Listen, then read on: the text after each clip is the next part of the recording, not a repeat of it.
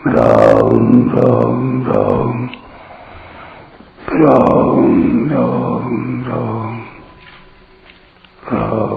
राम राम नारायण नारायण। इंद्रियाणीन्द्रियार्थेषु वर्तन्त इति धारयन्। जब स्वरूप में कर्तापन है ही नहीं, तब क्रियाएं कैसे और किसके द्वारा हो रही हैं? इस प्रश्न का उत्तर देते हुए भगवान उपर्युक्त पदों में कहते हैं कि संपूर्ण क्रियाएं इंद्रियों के द्वारा इंद्रियों के विषयों में ही हो रही हैं। यहाँ भगवान का तात्पर्य इंद्रियों में कर्तृत्व बताने में नहीं है, प्रत्युत स्वरूप को कर्तृत्व रहित निर्लिप्त बताने में है। ज्ञानेन्द्रियां, कर्मेंद्रियां, अंतःकरण, प्राण, उपप्राण आदि सब को यहाँ इंद्रियाणी पद के अंतर्गत लिया गया है। इंद्रियों के 5 विषय हैं: शब्द, स्पर्श, रूप, रस और गंध। इन विषयों में ही इंद्रियों का बर्ताव होता है। संपूर्ण इंद्रियां और इंद्रियों के विषय प्रकृति का कार्य हैं। इसलिए इंद्रियों के द्वारा होने वाली संपूर्ण क्रियाएं प्रकृति में ही हो रही हैं। प्रकृतेः क्रियमाणानि गुणैः कर्माणि सर्वशः। प्रकृत्यैव च कर्माणि क्रियमाणानि सर्वशः। गुणों का कार्य होने से इंद्रियों और उनके विषयों को गुण ही कहा जाता है। अतः गुण ही गुणों में बरत रहे हैं। गुणा गुणेषु वर्तन्ते। गुणों के सिवाय दूसरा कोई कर्ता नहीं है। नान्यम गुणेभ्यः कर्तारम यदा दृष्टानुपश्यति। तात्पर्य यह है कि क्रिया मात्र को चाहे प्रकृति से होने वाली कहें, चाहे प्रकृति के कार्य गुणों के द्वारा होने वाली कहें, चाहे इंद्रियों के द्वारा होने वाली कहें, बात वास्तव में एक ही है। क्रिया का तात्पर्य है परिवर्तन। परिवर्तन रूप क्रिया प्रकृति में ही होती है। स्वरूप में परिवर्तन रूप क्रिया लेश मात्र भी नहीं है, कारण कि प्रकृति निरंतर क्रियाशील है और स्वरूप कर्तापन से रहित है। प्रकृति कभी अक्रिय नहीं हो सकती और स्वरूप में कभी क्रिया नहीं हो सकती। क्रिया मात्र प्रकाश्य है और स्वरूप प्रकाशक है। नैव किंचित करोमीति मन्येत। यहाँ मैं स्वरूप से करता नहीं हूँ, इसका तात्पर्य यह नहीं है कि मैं पहले करता था, अर्थात स्वरूप पहले करता था। स्वरूप में कर्तापन न तो वर्तमान में है, न भूत में था और न भविष्य में ही होगा। क्रिया मात्र प्रकृति में ही हो रही है, क्योंकि प्रकृति सदा क्रियाशील है और पुरुष अर्थात चेतन तत्व सदा क्रिया रहित है। जब चेतन अनादि भूल से प्रकृति के कार्य के साथ तादात्म्य कर लेता है, तब वह प्रकृति की क्रियाओं को अपनी क्रियाएं मानने लग जाता है और उन क्रियाओं का कर्ता स्वयं बन जाता है। जैसे एक मनुष्य चलती हुई रेलगाड़ी के डिब्बे में बैठा हुआ है, चल नहीं रहा है, परंतु रेलगाड़ी के चलने के कारण उसका चले बिना ही चलना हो जाता है। रेलगाड़ी में चढ़ने के कारण अब वह चलने से रहित नहीं हो सकता। ऐसे ही क्रियाशील प्रकृति के कार्य रूप स्थूल, सूक्ष्म और कारण किसी भी शरीर के साथ जब स्वयं अपना संबंध जोड़ लेता है, तब स्वयं कर्म न करते हुए भी वह उन शरीरों से होने वाली क्रियाओं का करता हुए बिना रह नहीं सकता। सांख्य योगी शरीर, इंद्रियां, अंतःकरण आदि के साथ कभी अपना संबंध नहीं मानता, इसलिए वह कर्मों का कर्तापन अपने में कभी अनुभव नहीं करता। जैसे शरीर का बालक से युवा होना, बालों का काले से सफेद होना, खाए हुए अन्न का पचना, शरीर का सबल अथवा निर्बल होना आदि क्रियाएं स्वाभाविक अपने आप होती हैं।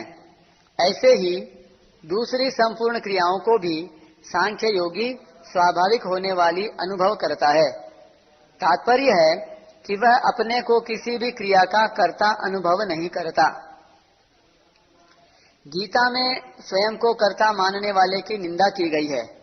इसी प्रकार शुद्ध स्वरूप को कर्ता मानने वाले को मलिन अंतःकरण वाला और दुर्मति कहा गया है, परंतु स्वरूप को अकर्ता मानने वाले की प्रशंसा की गई है।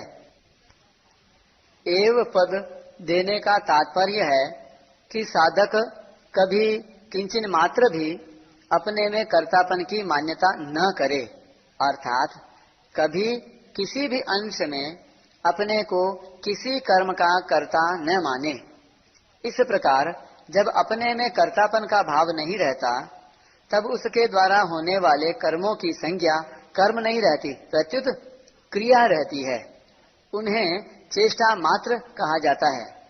इसी लक्ष्य से तीसरे अध्याय के 33वें श्लोक में ज्ञानी महापुरुष से होने वाली क्रिया को चेष्टते पद से कहा गया है। यहाँ एव पद देने का दूसरा तात्पर्य यह है कि स्वयं का शरीर के साथ तादात्म्य होने पर भी, शरीर के साथ कितना ही घुल मिल जाने पर भी और अपने को मैं करता हूँ ऐसे मान लेने पर भी स्वयं में कभी कर्तृत्व आता ही नहीं और न कभी आ ही सकता है। किंतु प्रकृति के साथ तादात्म्य करके यह स्वयं अपने में कर्तृत्व मान लेता है, क्योंकि इसमें मानने और न मानने की सामर्थ्य है, स्वतंत्रता है। इसलिए यह अपने को कर्ता भी मान लेता है और जब यह अपनी तरफ देखता है तो अकर्तापन भी इसके अनुभव में आता है। ये दोनों बातें अपने में कर्तृत्व मानना और न मानना होने पर भी स्वयं में कभी कर्तृत्व आता ही नहीं। 13वें अध्याय के 31वें श्लोक में भगवान ने कहा है, शरीर में रहता हुआ भी वह न करता है और न लिप्त ही होता है। भोक्ता तो प्रकृतिस्थ पुरुष ही बनता है। गुणों का क्रियाफल का भोक्ता बनने पर भी वह वास्तव में अपने स्वरूप से कभी च्युत नहीं होता, किंतु अपने स्वरूप की तरफ दृष्टि न रहने से अपने में लिप्तता का भाव पैदा होता है। यद्यपि पुरुष स्वयं स्वरूप से निर्लिप्त है, उसमें भोक्तापन है नहीं, हो सकता नहीं, तथापि सुख दुख का भोक्ता तो स्वयं पुरुष चेतन ही बनता है, अर्थात सुखी दुखी तो स्वयं पुरुष चेतन ही होता है, जड़ नहीं। क्योंकि जड़ में सुखी दुखी होने की शक्ति और योग्यता नहीं है, तो फिर पुरुष में भोक्तापन है नहीं और सुख दुख का भोक्ता पुरुष ही बनता है। ये दोनों बातें कैसे? भोग के समय जो भोगाकार सुख दुखाकार वृत्ति बनती है वह तो प्रकृति की होती है और प्रकृति में ही होती है, परंतु उस वृत्ति के साथ तादात्म्य होने से सुखी दुखी होना, अर्थात मैं सुखी हूँ मैं दुखी हूँ, ऐसी मान्यता अपने में स्वयं पुरुष ही करता है। कारण कि यह मानना पुरुष के बिना नहीं होता, अर्थात यह मानना पुरुष में ही हो सकता है, जड़ में नहीं। इस दृष्टि से पुरुष भोक्ता कहा गया है। सुखी दुखी होना अपने में मानने पर भी, अर्थात सुख के समय सुखी और दुख के समय दुखी, ऐसी मान्यता अपने में करने पर भी पुरुष स्वयं अपने स्वरूप से निर्लिप्त और सुख दुख का प्रकाशक मात्र ही रहता है। इस दृष्टि से पुरुष में भोक्तापन है नहीं और हो सकता ही नहीं। कारण कि एक देशीयपन से ही भोक्तापन होता है और एक देशीयपन अहंकार से होता है। अहंकार प्रकृति का कार्य है और प्रकृति जड़ है, अतः उसका कार्य भी जड़ ही होता है, अर्थात भोक्तापन भी जड़ ही होता है। इसलिए भोक्तापन पुरुष में चेतन में नहीं है। अगर यह पुरुष सुख के समय सुखी और दुख के समय दुखी होता तो इसका स्वरूप परिवर्तनशील ही होता, क्योंकि सुख का भी आरंभ और अंत होता है तथा दुख का भी आरंभ और अंत होता है। ऐसे ही यह पुरुष भी आरंभ और अंत वाला हो जाता, जो कि सर्वथा अनुचित है। कारण कि गीता ने इसको अक्षर, अव्यय और निर्लिप्त कहा है, और तत्वज्ञ पुरुषों ने इसका स्वरूप एक रस एक रूप माना है। अगर इस पुरुष को सुख के समय सुखी और दुख के समय दुखी होने वाला ही माने, तो फिर पुरुष सदा एक रस एक रूप रहता है, ऐसा कैसे कह सकते हैं? विशेष बात